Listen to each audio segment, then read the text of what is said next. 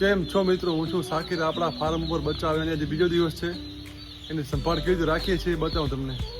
ઠંડીની સિઝન હોવાથી પડદા પણ 24 કલાક ચડાવેલા છે, આવા બલ્બ પણ ગોઠવેલા છે, પેપર પણ વસાવેલા છે.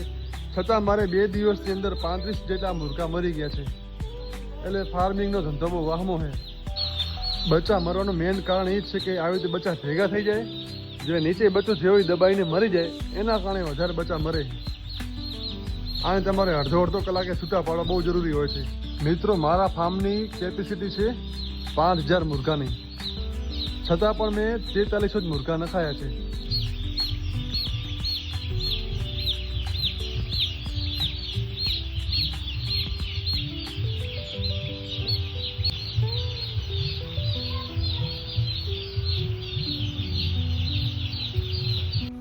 મિત્રો, આપણે ડેલી એક વ્લોગ નાખશું અને તમે સપોર્ટ કરશો એવી મને આશા છે. Thank you so much.